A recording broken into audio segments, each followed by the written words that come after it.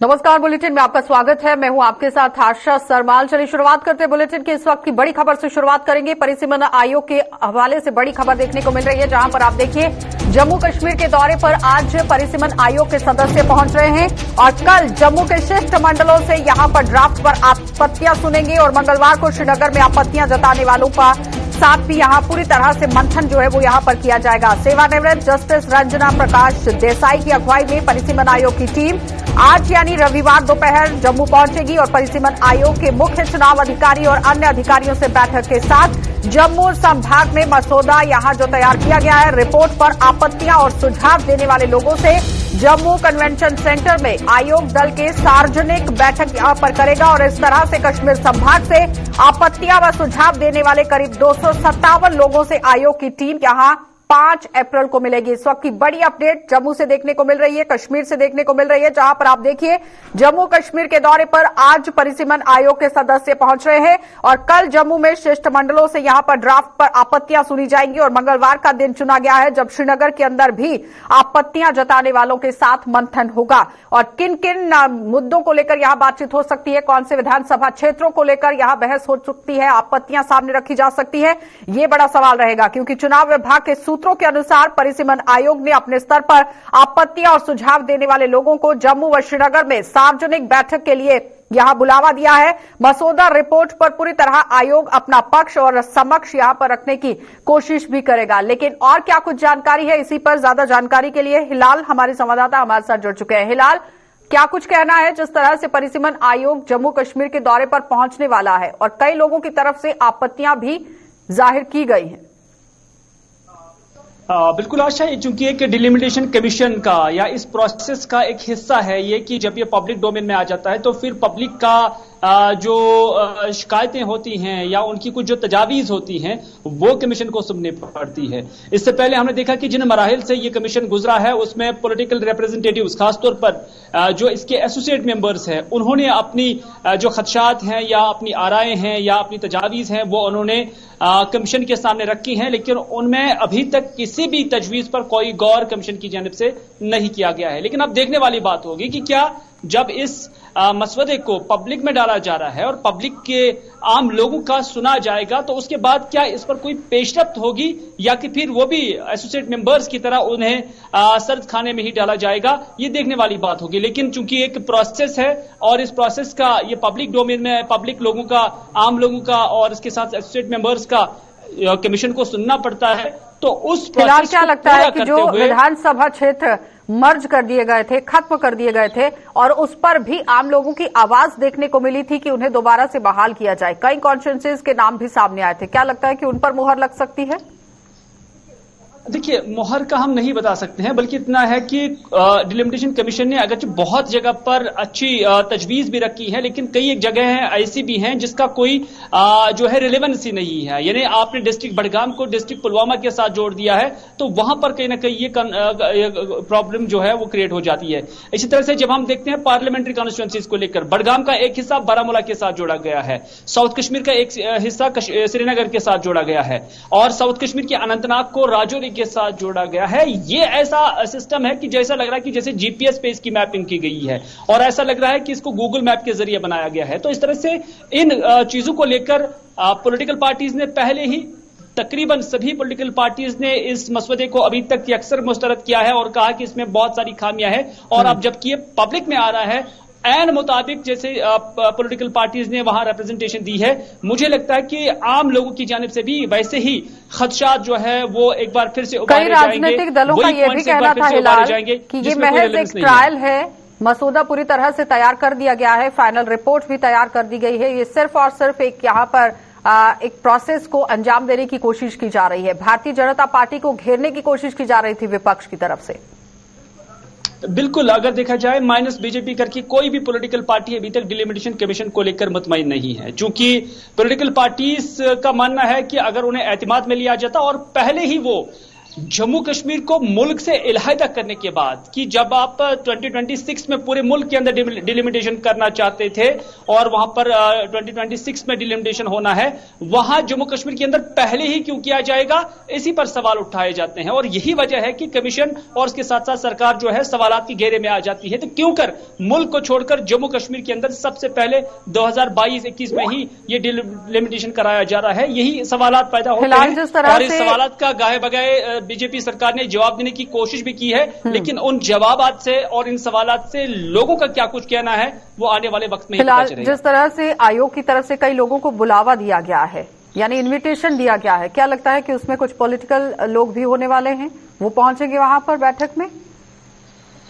देखिए, इसमें ज्यादातर पब्लिक का रुझान रहेगा और इसमें कोई शक नहीं कि जिन लोगों की पॉलिटिकल पार्टीज के साथ एफिलिएशन होगी वो इसमें आ सकते हैं। जिन्हें समझ है, जिन्हें अपनी कॉन्स्टिट्यूंसीज की समझ है, वो जरूर जो है इन बैठकों में आ सकते हैं और अपना नुक्ते नजर रख सकते हैं, क्योंकि नुक्ते नजर रखना एक जमहूरी हक है, एक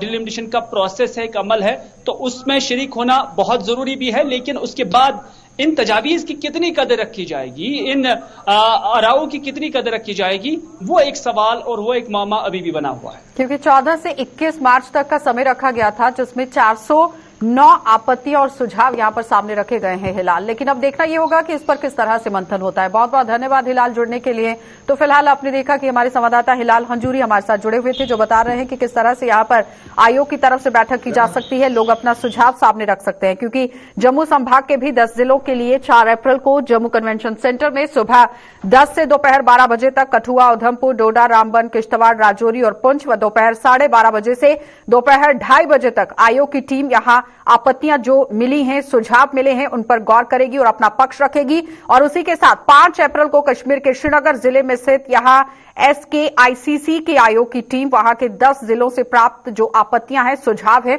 उस पर गौर करेगी। तो फिलहाल आपने देखा कि ये हिलाल का क्या कुछ कहना था, किस तरह से आगे का मसौदा जो है वो तैयार किया जा सकता है। आगे बढ़ जाएंगे एक और खबर की ओर आपको लिए चलते हैं, क्योंकि पीडीपी के हवाले से भी बड़ी खबर देखने को मिल रही थी। लेकिन इस बीच में आपको दिखा देते हैं कि पीडीपी ने परिसीमन आयोग के दौरे पर किस तरह से सवाल उठा दिए हैं। परिसीमन आयोग की प्रक्रिया को पीडीपी ने आई वॉश करार दे दिया है और पार्टी का दावा है कि मात्र 4 घंटों में आपत्तियां सुनना नामुमकिन है। यानी जो समय रखा गया है, अब उस पर भी कहीं ना कहीं सवालिया निशान लगता हुआ नजर आ रहा है। इस वक्त की बड़ी अपडेट पीडीपी के हवाले से देखने को मिल रही है, जहां पर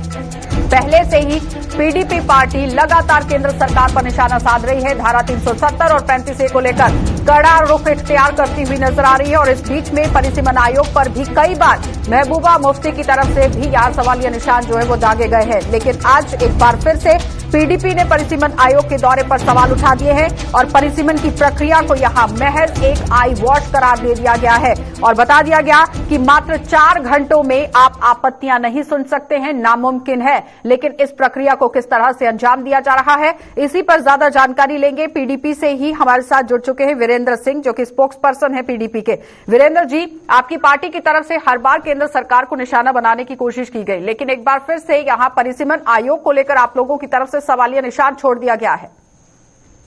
देखिए, ऐसे है कि हमने right from the first day, जब से जो डिलिमिटेशन कमीशन JNK में आया था, तो हम पहले ये कहते थे कि हमें इनकी कारगुजारी का खर्चा है और वो बात क्लियर हो चुकी है कि कोई एक पर्टिकुलर पार्टी इस सारे मसले में हस्तक्षेप कर रही है। आप डिलिमिटेशन कमीशन की रिपोर्ट को देख लीजिए, जिस तरह का प्रस्ताव उन्होंने बनाया है, जैसा कि वो पब्लिक डोमेन में भी आया, इस तरीके से कॉन्स्टिट्यूंसियों को तोड़ा मोड़ा गया है, इस तरीके से किया गया है कि एक पर्टिकुलर पार्टी को फायदा देने के लिए।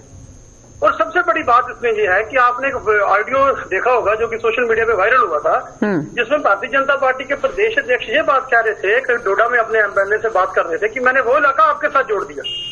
तो ये चीजें थी जो हम कहते थे, वो चीजें सब कुछ बाहर आ चुकी हैं कि एक पर्टिकुलर पार्टी के फायदा देने के लिए या उसकी सहूलियत के हिसाब से आप ये काम करने जा रहे हो। हम लेकिन वीरेंद्र जी, जब विपक्ष की तरफ से लगातार निशाना साधा गया, उसके बाद डिलिमिटेशन आयोग की तरफ से ये कह दिया गया कि एक बार फिर से यहां पर आप लोग अपनी आपत्तियां रख सकते हैं, अपने सुझाव दे सकते हैं। लेकिन सुझावों और आपत्तियों पर भी विपक्ष ने सवाल खड़ा कर दिया कि महज आई वॉश है। देखिए, बिल्कुल है। 429 के लगभग लोगों ने आपत्तियां जताई हैं जम्मू जिले में, सॉरी जम्मू प्रांत के 10 डिस्ट्रिक्ट में 400 के लगभग लोगों ने कहा है कि हमें ये एतराज है। तो यहाँ 2 घंटे के लिए आयोग जो है लोगों से मिलेगा। मुझे बताइए, 2 घंटों में आप 10 जिलों का इंसाफ कर देंगे, 10 जिलों के लोगों की मुश्किल को आप हल कर देंगे, ये तो पारिभाष है। हम जो कहते हैं कि अगर मान लीजिए ये सीरियस है लोगों की मुश्किलों को हल करने के लिए, जो लोगों के लिए तंगी है, जो लोगों ने आपत्तियां जताई हैं, तो क्यों नहीं हर डिस्ट्रिक्ट हेडक्वार्टर पर जाकर जो बैठते हैं लोगों से मिलते। मुझे आप ही बताइए कि 2 घंटे में आप 10 जिलों के साथ इंसाफ कर पाएंगे? क्या लगता है कि ना कितना समय यहाँ पर निर्धारित होना चाहिए था? नहीं, समय की क्या बात है कि लोगों के साथ मिलना चाहिए, लोगों के पास जाना चाहिए। जो मान लीजिए कि किसी एक इलाके की जो परेशानी है, आप उनकी बात सुनिए। आप ये तो नहीं है ना कि आप एक ही किसी के कहने पे ये सारा कार्यक्रम आप चलाएंगे। आप लोगों की बात सुनिए। देखिए, अगर डिलिमिटेशन कमीशन जम्मू कश्मीर में बना तो लोगों की सहूलियत के लिए बना ना। सबसे बड़ी बात होती है कि लोगों की सहूलत देखनी होती है कि उनको उनके इलाके का एमएलए मिल जाए, उनको वोट डालने के लिए दूर नहीं जाना पड़े और उनको उन्हीं के बीच में से कोई नुमाइंदा उनका चुन के है। लेकिन यहाँ बदकिस्मती आप देख लीजिए, जम्मू शहर में जो जम्मू साउथ सीट बनाई गई है, चौहादी जैसा इलाका उसको आरसपुरा के साथ जोड़ दिया गया है। यहाँ पिक एंड चूज किया गया है। मुझे बताइए, आप एक पंचायत तो आप इधर लगाते हैं, एक पंचायत को बहू के साथ रखते हैं, दूसरी पंचायत को आप उठाते हैं तो उसको जम्मू साउथ के साथ रख देते हैं। तो ये कहाँ का इंसाफ है? तो यही हमारा है कि ये सिर्फ एक आईवाश है। यहाँ पर लोगों की जो मुश्किलात थी, लोगों की जो अपेक्षाएं थी, उनको सुना ही नहीं गया। जो लोग अपनी बात कहना चाहते थे वो तो किसी ने देखी नहीं। हाँ, किसी पर्टिकुलर को फायदा देने के लिए अगर की गई है कार्रवाई, तो मैं आज भी डिलिमिटेशन कमीशन की जो चेयरपर्सन है, मैं मैडम जी से रिक्वेस्ट करता हूँ कि आप लोगों के पास जाएं, आप लोगों की मुश्किलात को सुने। कम से कम आप डिस्ट्रिक्ट हेडक्वार्टर पर तो जाएं। जो किसी की मुश्किल है उसके ऊपर तो आप उनकी सुनिए। आप 2 घंटों में 10 दिनों का फैसला कैसे कर सकते हैं?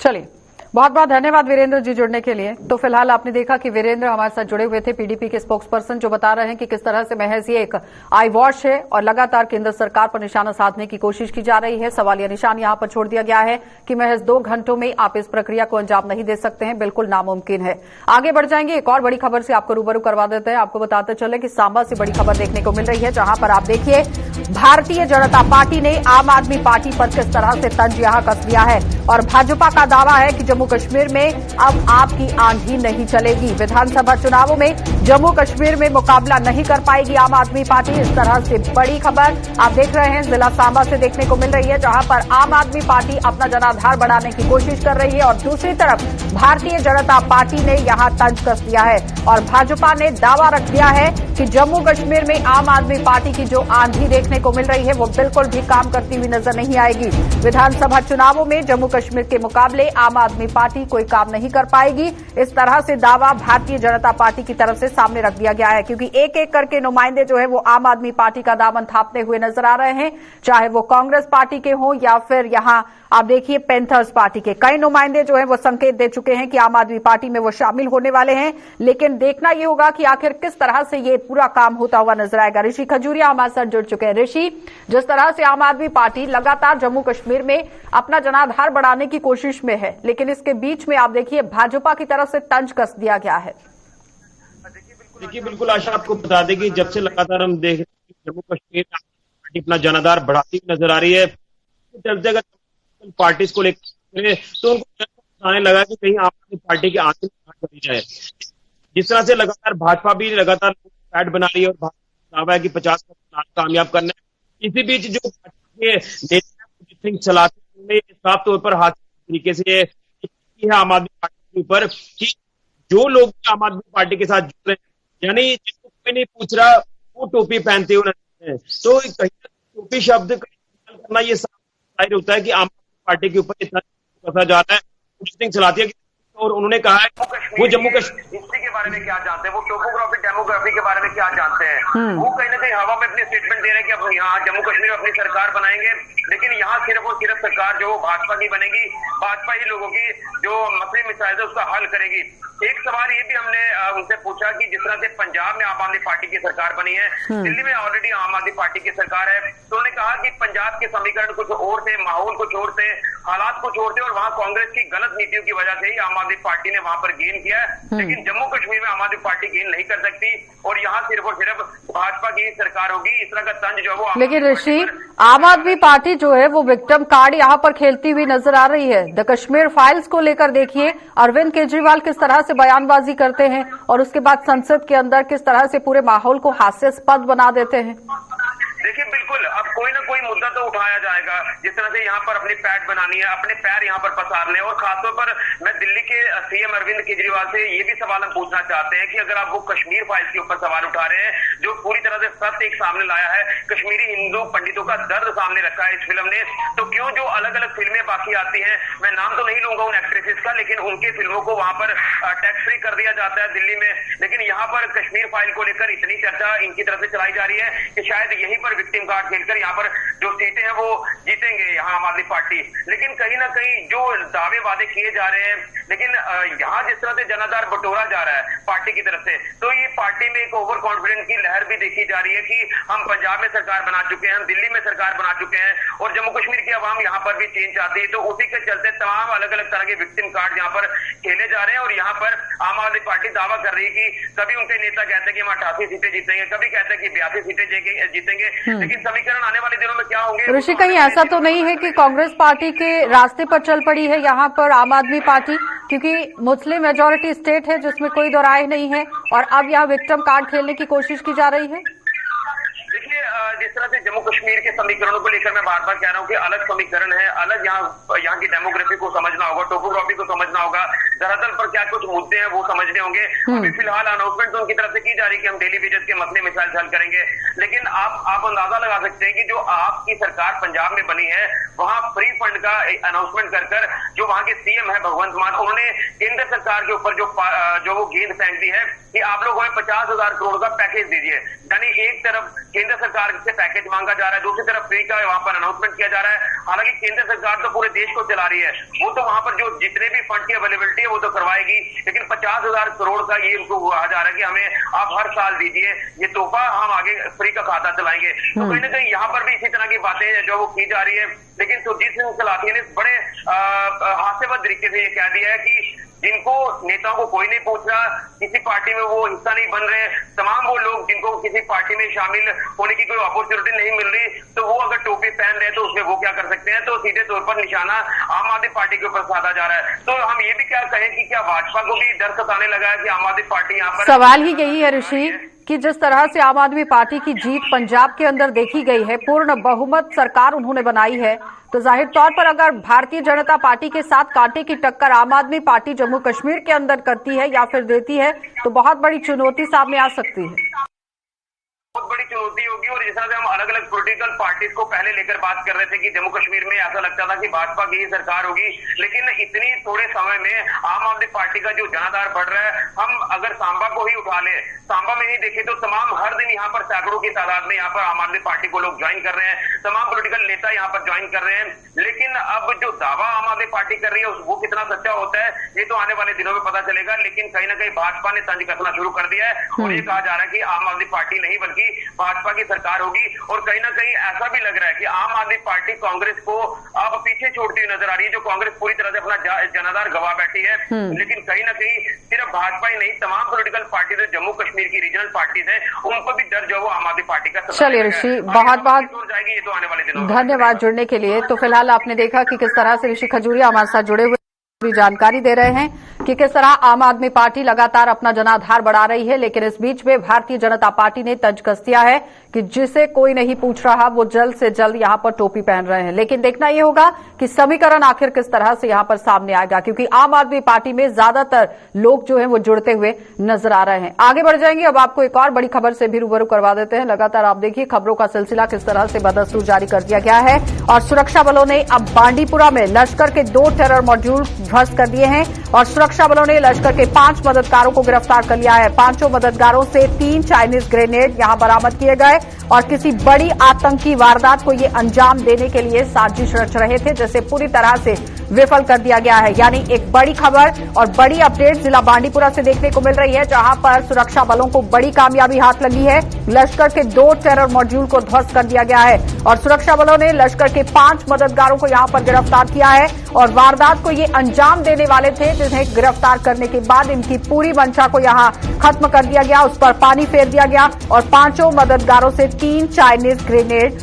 बरामद किए गए हैं और अटकलें ये लगाई जा रही हैं कि ये आतंकी किसी वारदात को अंजाम देने की फिराक में थे, लेकिन लगातार सुरक्षा बलों ने किस तरह से कमर कसी हुई है ये सबके सामने है। लश्कर के 2 टेरर मॉड्यूल को यहां ध्वस्त कर दिया गया है और 5 मददगारों को गिरफ्तार कर लिया गया है। एक बड़ी अपडेट लगातार बांडीपुरा से देखने को मिल रही है, जहां पर सुरक्षा बलों को बड़ी कामयाबी हाथ लगी है। ज़हूर हमारे संवाददाता हमारे साथ जुड़ चुके हैं। ज़हूर, क्या कुछ चल रहा है वहां पर, क्या कुछ अपडेट, किस तरह से कार्रवाई कर रही है पुलिस? जी बिल्कुल आशा, ये पुलिस ने भी आज एक दावा किया है कि जो 5 जो बालाई वर्कर्स थे लश्कर तोयबा के, उनको जो है गिरफ्तार करा गए और उनके बारे में जो है उनके पास जो है एमिनेशन, उसके साथ साथ जो लॉजिस्टिक सपोर्ट, सिम कार्ड या बाकी जो रहने खाने का पीने जो यहाँ पे जो चीजें थी वो मिलिटेंट्स को प्रोवाइड करते थे। और उसके साथ 2 जो मॉड्यूल है लश्कर तोयबा की जो बालाई वर्कर्स है उनको गिरफ्तार कर लिया गया है। बांडीपुरा पुलिस ने 4 बालाई वर्कर्स को गिरफ्तार कर लिया गया। उसके साथ साथ हाजन जो बांडीपुरा का इलाका है, हाजन तहसील में जो है पुलिस ने और एक बालाई वर्कर को जो है गिरफ्तार कर लिया गया है। पुलिस ने इसमें ये दावा किया है कि जो 5 बालाई वर्कर्स हैं, जिसमें 4 बांडीपुरा के हैं, जिनके नाम है इरफान अहमद बाट, स्टिंगो शजाद अहमद फ्रॉम बांडीपुरा, शारिक अहमद मीर, अरिना, इरफान अहमद जान फ्रॉम काजीपुरा, ये 4 जो है बांडीपुरा के, और एक इरफान अजीज भट्ट जो हाजन बांडीपुरा का है। और इसको जो हाजन बांडीपुरा का, इसको पुलिस ने कहा कि ये जो उमर लाला जो पाकिस्तानी बेस्ड एक मिलिटेंट है उसके साथ इन टच था, और एक लोकल मिलिटेंट जिसको हाल ही में जो पुलिस ने इनकाउंटर में मारा है असरनगर में, सलीम पर जो हाजन से बिलोंग करता था, उसके साथ भी इन टच था। लेकिन आज उमर लाला के साथ ही इन टच है और इनसे जो एक चाइनीज ग्रेनेड भी रिकवर किया गया है। जोर, ये बताइए कि जब गिरफ्तारी हुई है उसके बाद पुलिस की तरफ से कोई खुलासे किए गए कि क्या कुछ इनकी तरफ से यहाँ पर साझा की गई हैं जानकारियां? जी बिल्कुल आशा, अगर हम बात करेंगे जो इरफान अजीज परे है, इसको बताया जा रहा है कि ये जो हाजन में कुछ वहां पे प्लानिंग रचा रहा था, वहां पे कुछ जो टारगेट जो सॉफ्ट टारगेट है, बाकी कुछ